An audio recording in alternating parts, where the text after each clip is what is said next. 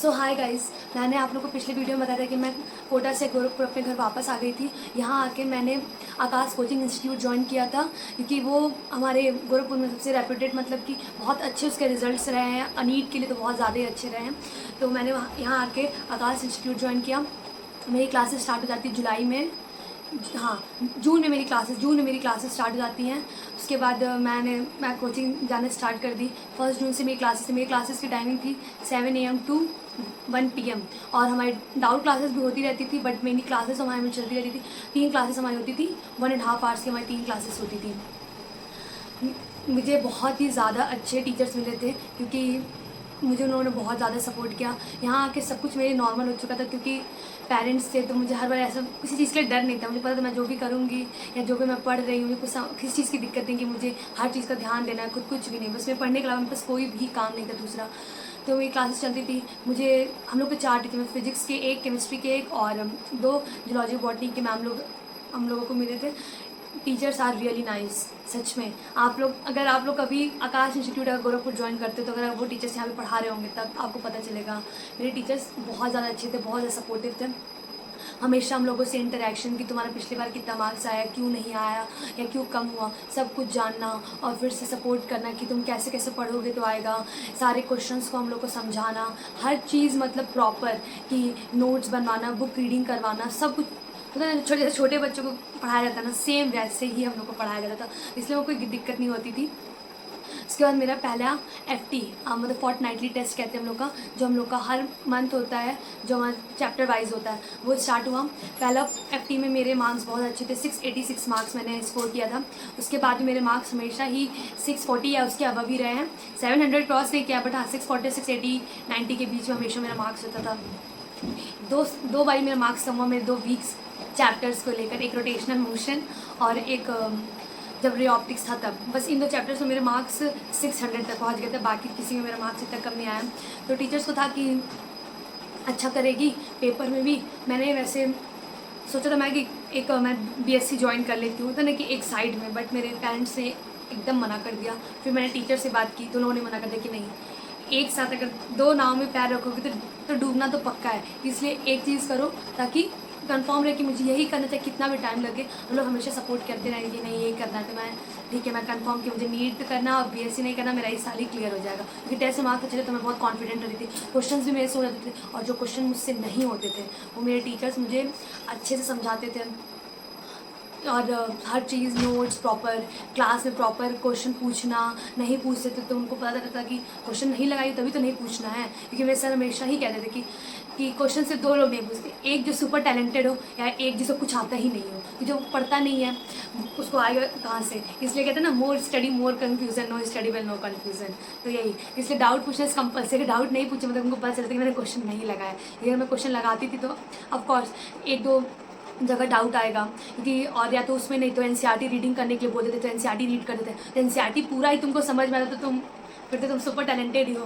तो NCERT भी अगर मुझे नहीं समझ में आता तो मैं अपने टीचर से पूछती थी कि ये लाइन्स मुझे समझ नहीं आई, ये पैरा नहीं समझ में आया, ये क्या कहते हैं फिगर्स, हाँ बायोलॉजी के जो फिगर्स होते हैं उसका क्या मीनिंग है, उससे क्वेश्चन जो बनते हैं, सारी बातें मेरे केमिस्ट्री के टीचर इवन लाइन कर देते थे कि ये ज़्यादा इंपॉर्टेंट है, इसको याद रखना, ये पूरे स्टेटमेंट वाइज याद रखना। मैं केमिस्ट्री के तो मॉड्यूल तो मैं सॉल्व करती थी, बट इवन मैं फिजिक्स और केमिस्ट्री के मैं NCERT टेक्स्ट बुक के जो क्वेश्चन थे, फिजिक्स के मैं सारे नहीं करती थी, जो मेरे सर बोलते थे करने के लिए मैं वो करती थी। क्योंकि ऑब्वियसली हमारे फिजिक्स में हम लोग को बहुत सारे क्वेश्चन हमारे मॉड्यूल में दे रखा था, और हम लोग को एक दूसरी बुक भी मिली थी, अगर तुमको हाई लेवल को उससे ऊपर प्रैक्टिस करना तुम कर सकते हो, कैटलिस्ट कहते हैं उस बुक को, वो भी बहुत ज़्यादा। और एक MCAPS मिली थी, टॉपिक वाइज क्वेश्चन। MCAPS में हमारे टॉपिक वाइज क्वेश्चन थे, और जैसे हमारे मॉड्यूल में क्वेश्चन होता था तो पूरा वो चैप्टर का होता था, टॉपिक वाइज उतने क्वेश्चन नहीं होते थे, बट वो चैप्टर्स के तो हमारे हर एक चैप्टर में अप्रॉक्स 300 क्वेश्चन होते थे, तो मैं सारे लगाती थी। लिटरली मैंने पूरा ही मॉड्यूल अपने इस ईयर में इतनी मेहनत की है ना। मैं 1 बजे मेरी क्लास खत्म होती थी, 2 बजे तक मुझे घर आते फिर मैं खाना खा के मैं थोड़ी देर रेस्ट करती थी, उसके बाद पढ़ने बैठती थी। मैं 4:30 तक मैं पढ़ने, 4:30 to 8:30 में पहले कंटिन्यूस कह सकते हैं, थोड़ा सा बीच में अगर 10-15 मिनट का ब्रेक ले ली तो ठीक, अदरवाइज मैं कंटिन्यूस पढ़ती। फिर 8:30 to 9:30 1 घंटे का मैं पूरा अच्छा खासा मैं उसमें डिनर भी करती थी, और मैं अपना थोड़ा TV देखती थी, ये सब काम करती थी। फिर 9:30 to 11 में पढ़ती थी, दोबारा से केमिस्ट्री, और उसके बाद मैं सोचा, क्योंकि मैं सुबह मॉर्निंग में 4:30 तक उठ जाती थी एकदम आराम से, 4:30 मतलब ऐसे मैं उठ जाती थी, क्योंकि दोपहर में सोना तो 6 आवर्स से ज़्यादा नींद अभी तो डिज़र्व नहीं करते, जब तक कुछ अच्छे काम लायक ना बने 6 आवर्स से ज़्यादा नींद नहीं डिज़र्व करते।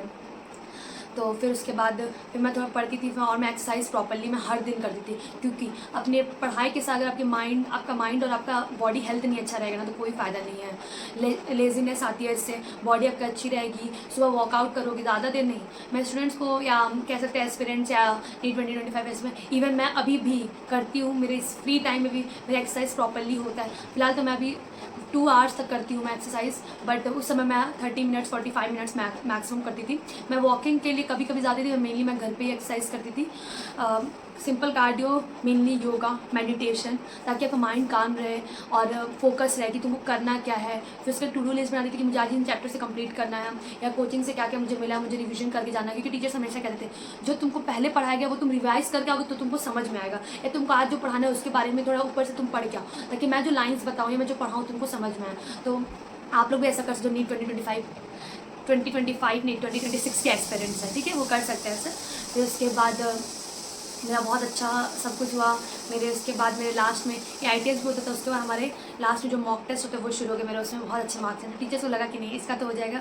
मैं लास्ट वाला जो हम लोग का होता है जिसका हम लोग का नाम है एम 720 जो मार्क्स होता है हम लोगों का, और जो लोग लास्ट पेपर था जो कहते हैं ना कि नीट की कॉपी पेपर ऐसे एक होता है लास्ट वाला, उसमें मैंने पेपर दिया। मैं इतना ज़्यादा डर गई थी, मेरे टीचर मेरी मैम ने मुझे बस समझाया कि ये सोचो कि तुम इसके बाद कितना एंजॉयमेंट करना है, ये सब सोचो कि तुमको कितना अच्छा ब्रेक मिलेगा, तुम जितना मेहनत की साल भर का तुम्हारा सब कुछ उसी दिन है, तो कोई दिक्कत नहीं। मैंने पेपर आराम से दिया, मैंने बहुत अच्छा स्कोर भी किया।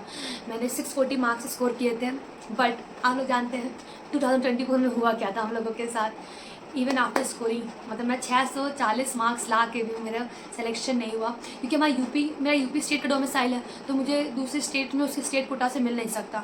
और बाकी स्टेट में भले 40,000 रैंक तक मिले, हमारे यूपी में 38,000 को नहीं मिलता। हमारे यूपी में मैक्सिमम 28, वो भी शायद पिछले साल है, इस साल से शुरू होगा, 25,000 तक ही मिलता है, वो भी बहुत रिस्की होता है हमारे यूपी स्टेट में। और प्राइवेट की फ़ीस तो बहुत ज़्यादा होती है, और इतना मेहनत करने के बाद प्राइवेट में फ़ीस देना लिटरली बहुत बेकार होता है।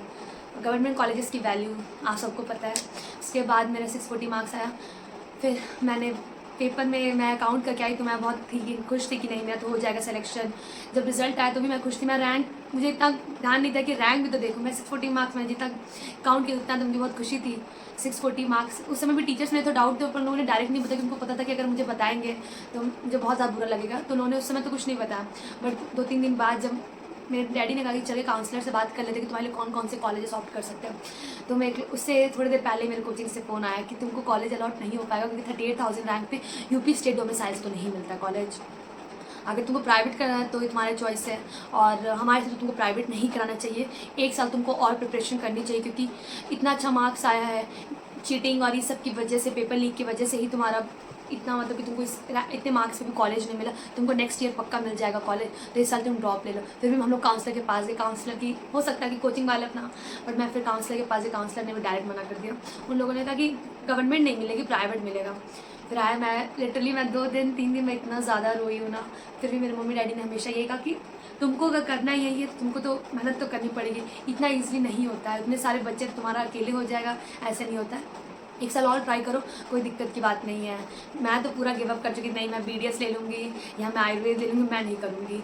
बट उन लोगों ने बहुत सपोर्ट किया, फिर मैंने नेक्स्ट ईयर ड्रॉप लिया। उसके लिए मैं आपको बाद में बताऊँगी। आज के लिए बस इतना। Bye guys, please.